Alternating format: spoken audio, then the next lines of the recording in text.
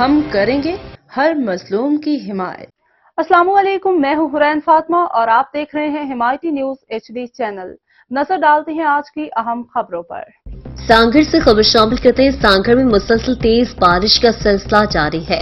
نشیبی علاقوں میں پانی جمع ہونے سے عوام پریشان، رپورٹ کر رہے ہیں اشفاق سلہری۔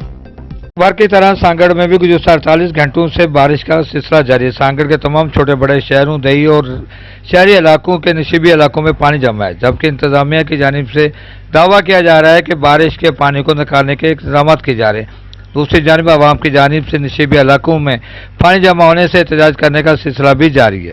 جو شاہد تھیم صاحب آئے تھے، ان کو ایک دو روڈ جو مین گھما کے اور ان کو جو ہے کسی جگہ پہ بٹھا کے چائے پانی پلا کے روانہ کر دیا، اور پانی شہر میں نہیں ہے۔ لیکن آپ یہ دیکھ سکتے ہو کہ ہر سال یہ میرے وارڈ والے بیچارے ڈوبتے ہیں۔ پچھلے سال بھی یہ ڈوبے ہوئے تھے، ابھی بھی یہ ڈوب گئے ہیں۔ یہ گھر خالی کر کے کسی کیمپ میں نہیں گئے ہیں، لیکن یہ اپنے اپنے رشتہ دار گھروں پہ چلے گئے ہیں۔